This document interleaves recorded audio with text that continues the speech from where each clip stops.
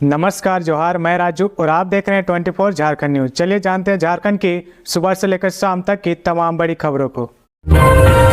ED का मिला समन तो बिफरे सीएम हेमंत सोरेन, बोले डुमरी उपचुनाव में प्रचार करने से रोक रही भाजपा। मुख्यमंत्री हेमंत सोरेन ने कहा कि जब से हमारी सरकार बनी है तभी से भाजपा समेत विपक्ष के लोग साजिश रचकर सरकार गिराने और अस्थिर करने में लगे हुए हैं। कभी विधायक खरीद फरोख्त करते तो कभी विधायकों की सदस्यता छीनने में लगे रहते हैं। अब जब डुमरी में उपचुनाव हो रहा तो सरकारी संस्थाओं का दुरुपयोग कर मुझे चुनाव प्रचार से रोकने में लगे हैं। मुख्यमंत्री शनिवार को चंद्रपुरा के तेलों में आयोजित चुनावी सभा को संबोधित कर रहे थे। इस दौरान उन्होंने इंडिया के उम्मीदवार मंत्री बेबी देवी के पक्ष में मतदान की अपील की है। मुख्यमंत्री ने महिलाओं से कहा कि चूल्हा प्रमुख के नाम पर जो लिफाफा मिल रहा उसे रख ले, हम लोग विधायक के लिए नहीं मंत्री के लिए वोट मांग रहे हैं। मुख्यमंत्री ने प्रदेश के पूर्व एनडीए सरकारों पर हमला बोला, कहा कि डबल इंजन की सरकार ने दोनों हाथों से झारखंड को लूटा, ओबीसी आरक्षण 27 से घटाकर 14% कर दिया। वहीं केंद्र सरकार पर हमला बोलते हुए कहा कि बाबा साहेब की लोकतांत्रिक व्यवस्था खत्म कर हिटलर शाही व्यवस्था लागू करने की तैयारी की जा रही है। सभा को मंत्री बेबी देवी, बादल पत्रलेख, सत्यानंद भोक्ता आदि ने भी संबोधित किया। हाईकोर्ट के जजों की सेवा में आजीवन 2 स्टाफ देने की तैयारी राज्यपाल रहते द्रौपदी मुर्मू ने जताई थी आपत्ति। राष्ट्रपति द्रौपदी मुर्मू ने झारखंड में राज्यपाल रहते हुए राज्य कैबिनेट के कई निर्णयों को लेकर संशोधन करने का मंतव्य रखा था। इस कारण से कई बार सरकार को प्रस्ताव बदलने पड़े थे। ऐसा ही एक मामला था हाईकोर्ट के न्यायाधीशों को आजीवन 2 कर्मी देने का प्रस्ताव। इसमें न्यायाधीशों को सेवानिवृत्ति के बाद सरकार द्वारा 2 कर्मचारी उपलब्ध कराए जाने का प्रस्ताव था। अब एक बार फिर से कैबिनेट से यह प्रस्ताव पारित कर दोबारा राज्य भवन भेजा गया है। प्रस्ताव के तहत न्यायाधीशों को उपलब्ध कराए जाने वाले दोनों कर्मचारी का चयन अपने लिए स्वयं संबंधित जज ही करेंगे। ये कर्मी जज की सेवानिवृत्ति की अवधि से लेकर आजीवन जज की सेवा में तैनात रहेंगे और जज का निधन हो जाने की स्थिति में उनकी पत्नी की सेवा में आजीवन रहेंगे। इन कर्मियों का वेतन राज्य सरकार देगी। वर्तमान में न्यायाधीशों को सेवानिवृत्ति लाभ के अलावा हर माह लगभग 8,000 रुपये निजी स्टाफ रखने के लिए दिए जाते हैं, लेकिन अब 2 कर्मियों की सेवा दी जाएगी। इस तरह का प्रावधान दक्षिण भारत के 1-2 राज्यों में पहले से लागू है। नौकरी का लालच देकर 20,000 रुपये में मानव तस्करों के हाथों बच्चों को बेच रहे थे मामा चाचा। हर साल झारखंड से सैकड़ों नाबालिग लड़के लड़कियों की मानव तस्करी की जाती है। स्याह सच यह है कि इसमें मामा, मौसी, चाचा जैसे रिश्तेदारों के अलावा गांव के ही पहचान वाले नाबालिगों को ट्रैफिकिंग, मानव तस्करी का शिकार बना रहे हैं, वह भी 10 से 20,000 रुपये लेकर। हालात यह है कि नाबालिग बच्चों और उनके माता पिता को 15 से 20,000 रुपये की नौकरी दिलाने के लालच देकर गाँव के ये दलाल मानव तस्करों के हत्थे बेच रहे हैं। मानव तस्कर इन मासूमों को दिल्ली, चेन्नई, तमिलनाडु, हरियाणा जैसे बड़े शहरों में ले जाकर सौदा कर रहे हैं। इनमें से अधिकांश नाबालिगों की उम्र 17 साल से भी कम है। शनिवार को पलामू में ट्रेन से बरामद 8 नाबालिगों और दिल्ली से रेस्क्यू कर रांची लाए गए 3 नाबालिगों से यह खुलासा हुआ है। झारखंड पुलिस के आंकड़े बताते हैं कि हर साल 500 से अधिक नाबालिगों को काम दिलाने के नाम पर रिश्तेदार या पहचान वाले बड़े शहरों में ले जाकर सौदा कर रहे हैं। 8 वर्षों में राज्य से 5,086 नाबालिग लापता हुए हैं। इनमें से 4,264 को पुलिस ने बरामद किया है।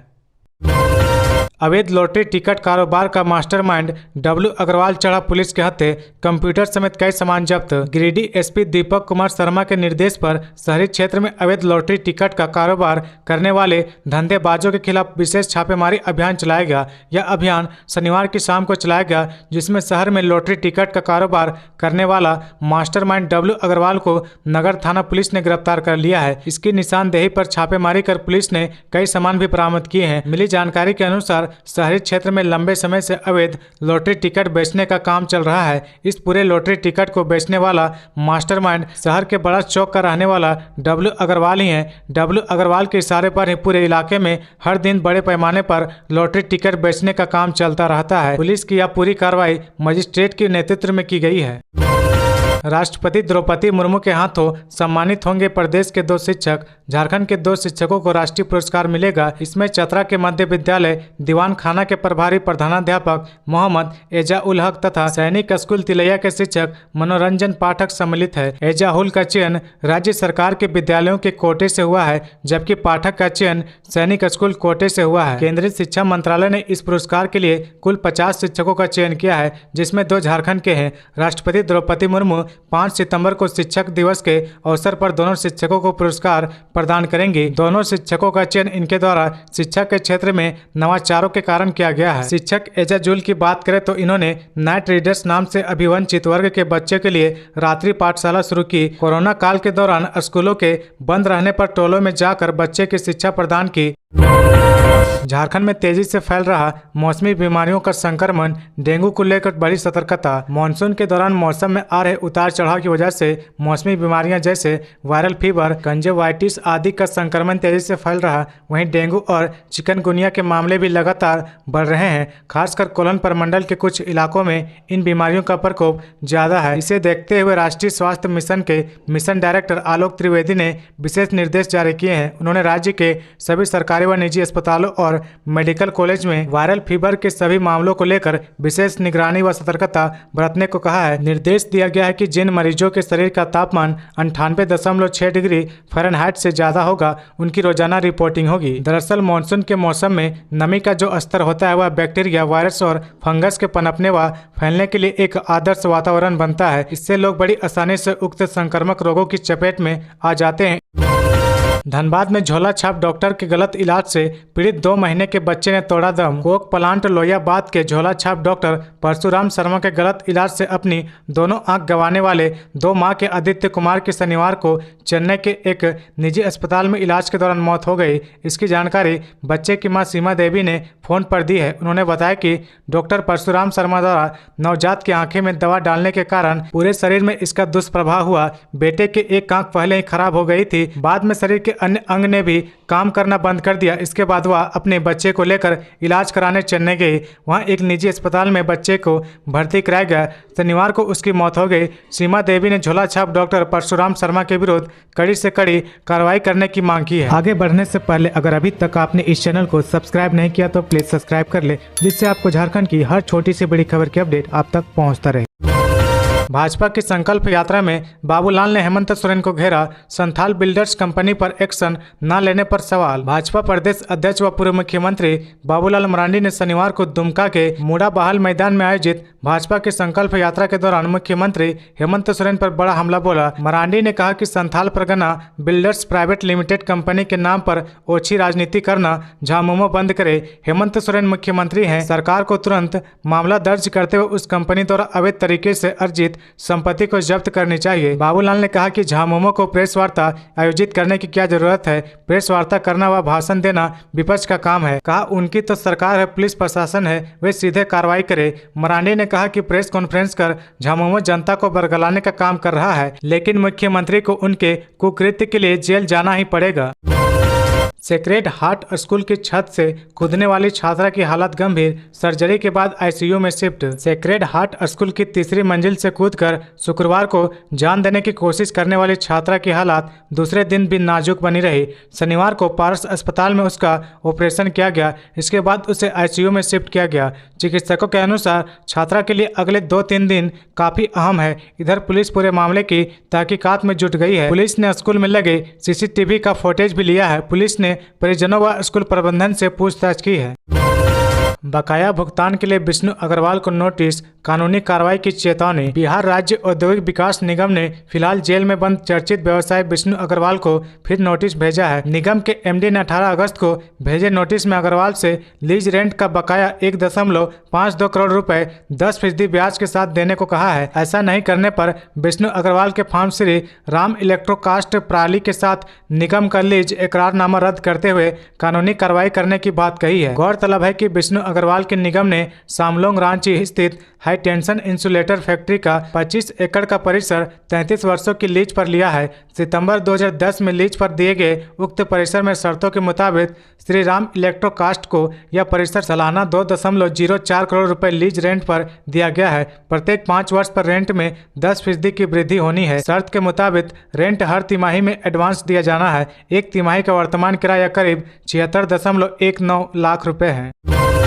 सांसद खेल महोत्सव में शामिल किया जाएगा किक बॉक्सिंग। होटवार स्थित हरिवंश टाना भगत इंडोर स्टेडियम में चल रही नेशनल किक बॉक्सिंग चैंपियनशिप के तीसरे दिन शनिवार को पॉइंट फाइट, लाइट कॉन्टैक्ट और म्यूजिकल फॉर्म में सेमीफाइनल व फाइनल मुकाबले हुए। पुरस्कार वितरण समारोह के साथ रविवार को प्रतियोगिता संपन्न होगी। शनिवार को प्रतियोगिता के दौरान बतौर मुख्य अतिथि रांची के सांसद संजय सेठ मौजूद थे। वाको इंडिया किक बॉक्सिंग फेडरेशन के अध्यक्ष संतोष अग्रवाल ने सांसद संजय सेठ का स्मृति चिन्ह देकर स्वागत किया। सांसद संजय सेठ ने रिंग में उतरकर खिलाड़ियों का उत्साहवर्धन किया। उन्होंने नवंबर में सांसद खेल महोत्सव कराने और उसमें किक बॉक्सिंग को शामिल करने की भी घोषणा की है। 3 थैली बेकार कागजात लेकर पहुंचे शराब व्यापारी योगेंद्र तिवारी। ईडी ने पूछा, दस्तावेज कैसे गायब किया। शराब व्यापारी योगेंद्र तिवारी अपने ठिकानों पर छापेमारी से पहले दस्तावेज गायब करने से जुड़े सवालों में उलझे रहे। वह इससे जुड़े किसी भी सवाल का सही जवाब नहीं दे सके। दस्तावेज गायब करने के कारणों से जुड़े सवाल पर वह चुप्पी साधे रहे। पूछताछ के बाद ईडी ने उन्हें छोड़ दिया। उन्हें सोमवार को दोबारा पूछताछ के लिए बुलाया गया है। इनके भाई अमरेंद्र तिवारी को 29 अगस्त को पूछताछ के लिए बुलाया गया है। ईडी ने समन जारी कर योगेंद्र तिवारी और अमरेंद्र तिवारी दोनों ही भाइयों से पूछताछ के लिए 26 अगस्त को हाजिर होने का निर्देश दिया था। हालांकि सिर्फ योगेंद्र तिवारी ही हाजिर हुए थे। उनके भाई अमरेंद्र के नहीं आने का कारण पिताजी का बीमार होना बताया। दूसरे समन के बावजूद विष्णु अग्रवाल की पत्नी शनिवार को पूछताछ के लिए हाजिर नहीं हुई। समय मांगने के लिए भी अनुरोध नहीं किया। इधर ईडी के समन के आलोक में हाजिर हुए योगेंद्र तिवारी से पूछताछ की। गढ़वा में हंगामेदार रही जेएससीए की एजीएम। नए सदस्यों को मेंबरशिप देने का हुआ विरोध। गढ़वा में शनिवार को झारखंड स्टेट क्रिकेट एसोसिएशन की एनुअल जनरल मीटिंग हुई। एनुअल जनरल मीटिंग हंगामेदार रही। मीटिंग शुरू होते ही सदस्यों ने कहा कि एनुअल जनरल मीटिंग के दौरान साल भर का कार्य का रिपोर्ट बुक यहां देना गलत है या नियम विरुद्ध है। सदस्यों ने कहा कि जब हम लोगों को जेएससीए के आय व्यय समेत अन्य जानकारी पहले नहीं मिलेगी तो ऐसी एजीएम का क्या फायदा। अमिताभ चौधरी के निधन के बाद यह पहला मौका था जब सदस्यों ने एनुअल जनरल मीटिंग के दौरान साल भर का कार्य रिपोर्ट बुक मिलने का विरोध किया। एनुअल जनरल मीटिंग में सबसे अधिक महगामी नए सदस्यों को मेंबरशिप देने पर हुआ। जानकारी के अनुसार नए सदस्यों को जेएससीए में शामिल करने को लेकर जमशेदपुर के अलावा सभी सदस्यों ने विरोध किया। पश्चिमी सिंहभूम जिला क्रिकेट संघ के महासचिव आसिम सिंह ने कहा कि जब पिछले वर्ष की एनुअल जनरल मीटिंग में 17 सदस्यों के नाम पर मोहर लगी थी तो फिर यह संख्या बढ़कर 29 कैसे हो गई।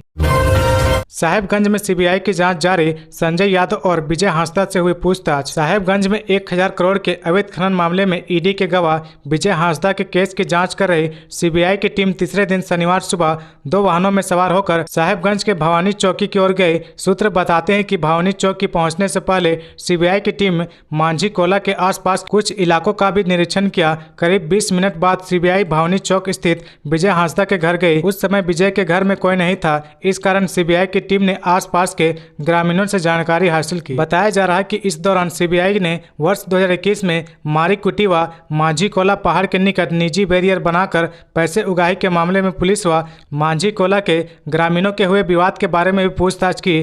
सीबीआई की टीम वहां से करीब 12 बजे सर्किट हाउस लौटी। टीम ने पूछताछ के लिए सकरी गली निवासी संजय यादव और विजय हांसदा को सर्किट हाउस बुलाया। फिर दोनों से पूछताछ के बाद कई दस्तावेजों के बारे में जानकारी ली गई। सबसे अहम कड़ी एसटीएससी थाने में दर्ज मामले पर भी कई सवाल पूछे गए हैं।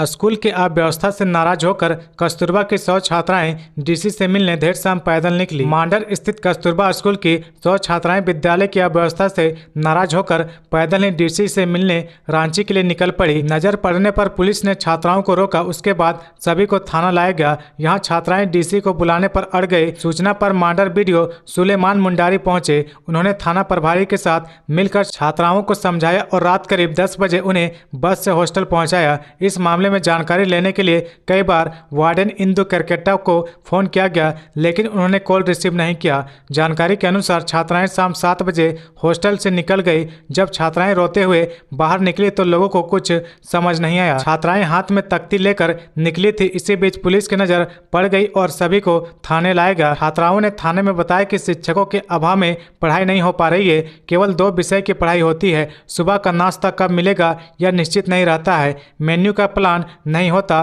किसी भी मामले में शिकायत करने पर उन्हें दंडित किया जाता है। शिकायत करने पर 27 जुलाई को 10वीं कक्षा के छात्राओं को 4 घंटे तक धूप में खड़ा कर रखा गया था। डुमरी उपचुनाव को लेकर प्रशासन अलर्ट। बोकारो में रेलवे के पेटी ठेकेदार की गाड़ी से 10 लाख रुपए बरामद। साक्ष्य बताने को दिए 2 दिन का समय। आगामी 5 सितंबर को डुमरी में होने जा रहे विधानसभा उपचुनाव को लेकर प्रशासन पूरी तरह से मुस्तैद है। क्षेत्र के विभिन्न इलाकों में चेकनामा बनाया गया है, जहां जांच की जा रही है। वाहन जांच के साथ साथ इलाके के हॉस्टल और लॉज में भी छापेमारी और जांच की जा रही है। इसी क्रम में चंद्रपुरा प्रखंड स्थित दुग्धा ओपी क्षेत्र स्थित तरंगा चौक के पास स्टैटिक सर्विलांस टीम ने एक बोलेरो से करीब 10 लाख रुपए नकद बरामद किए हैं। इस बरामद पैसे को लेकर जांच और पूछताछ जारी है। राज्य में अगले 4 दिनों तक मानसून कमजोर। झारखंड से गुजर रहा मानसून टर्फ बंगाल से सटे इलाके में बारिश होने का पूर्व अनुमान। अगले 4 दिनों तक बारिश का इंतजार करना होगा, ऐसा झारखंड के अधिकांश हिस्सों में होने वाला है। केवल बंगाल से सटे इलाकों में बारिश हो सकती है। ऐसा इसलिए हो रहा क्योंकि राज्य में मानसून कमजोर हो चुका है। मौसम विज्ञान केंद्र रांची के वैज्ञानिक अभिषेक आनंद के मुताबिक राज्य में अगले 4 दिनों तक मानसून कमजोर रहने वाला है। यही वजह है कि लोगों को बारिश के लिए मौसम बदलने का इंतजार करना होगा। अगले 24 घंटे में पलामू प्रमंडल को छोड़कर पूरे राज्य में कहीं कहीं हल्की बारिश हो सकती है। हरित ऊर्जा की प्रयोगशाला बनेगा जमशेदपुर। टाटा स्टील में सिनगेज से होगा स्टील का उद्घाटन। टाटा स्टील और टाटा नगर एक बार फिर से नए बदलाव के दौर में है। यह बदलाव हरित क्रांति की दिशा में होने जा रहा है। टाटा स्टील ने देश में पहली बार स्टील उत्पादन में हाइड्रोजन का इस्तेमाल का प्रयोग किया। वहीं टाटा कमिंस भी हाइड्रोजन आधारित इंजन को जमशेदपुर में बनाने जा रही है। अब टाटा स्टील पर्यावरण और नेट जीरो मिशन के तहत अब सिनगेज के जरिए स्टील का उत्पादन करने जा रही है। इसकी प्रयोगशाला टाटा स्टील व ई ब्लास्ट फर्नेस बनने जा रहा है। इसको लेकर टाटा स्टील के ई ब्लास्ट फर्नेस को नए अवतार में तैयार किया गया है, ताकि वहां इसका इंजेक्ट करने की प्रक्रिया आसानी से पूरी की जा सके। टाटा स्टील के ई ब्लास्ट फर्नेस में ही इससे पहले हाइड्रोजन का इस्तेमाल शुरू किया गया था। इसके बाद अब यहां सिनगेज से स्टील का उत्पादन करने की प्रक्रिया का सफल संचालन किया जाएगा। यह देश में पहला प्रयोग होगा। इजी मेल्ट पद्धति यानी इलेक्ट्रॉनिक असिस्टेंट सिनगेज स्मेल्टर की मदद से यह काम होगा। इसकी पुष्टि टाटा की ओर से की गई है। इसके लिए काम चल रहा है। चाईबासा के टोंटो मुठभेड़ में शामिल 2 नक्सली तुम्बाहाका से गिरफ्तार। आरोपियों ने स्वीकार की संलिप्तता। पश्चिम सिंहभूम के टोंटो के तुम्बाहाका के जंगल में हुई मुठभेड़ में शामिल 2 नक्सलियों को पुलिस ने शनिवार को गिरफ्तार कर लिया। 14 अगस्त को हुई मुठभेड़ में झारखंड जगुआर के अवर निरीक्षक अमित तिवारी एवं सिपाही गौतम कुमार शहीद हो गए थे। यह जानकारी एसपी आशुतोष शेखर ने पत्रकारों को दी है। एसपी ने बताया कि झारखंड जगुआर सीआरपीएफ एवं कोबरा सशस्त्र बल की ओर से संयुक्त सर्च अभियान चलाया जा रहा था। इसी अभियान के क्रम में 14 अगस्त की शाम 7 बजे प्रतिबंधित माकपा माओवादियों ने पुलिस बल पर फायरिंग की। इस मुठभेड़ में जगुआर के एसआई अमित तिवारी और जवान गौतम कुमार शहीद हो गए थे। एसपी ने बताया कि 25 अगस्त को सूचना प्राप्त थी कि मुठभेड़ में संलिप्त अभियुक्त अपने गाँव तुम्बाहाका आए हुए हैं। एसपी ने छापेमारी दल का गठन किया था। छापेमारी के दौरान तुम्बाहाका के रामजा हेम्ब्रम एवं पांडु पूर्ति को पुलिस ने गिरफ्तार कर लिया है। दोनों ने संलिप्तता को स्वीकार किया है। पांडु पूर्ति के भाई भी माओवादी दस्ता का सदस्य है। तो ये थी आज की झारखंड की टॉप बड़ी खबरें। इसी तरह झारखंड की हर छोटी सी बड़ी खबर देखने के लिए आप हमारे चैनल 24 झारखंड न्यूज को सब्सक्राइब करके बेल आइकन प्रेस कर ले, जिससे आपको झारखंड की हर छोटी सी बड़ी खबर की अपडेट आप तक पहुंचता रहे। तो आज के लिए बस इतना ही। हमें दीजिए इजाजत, फिर मिलते हैं नेक्स्ट न्यूज में।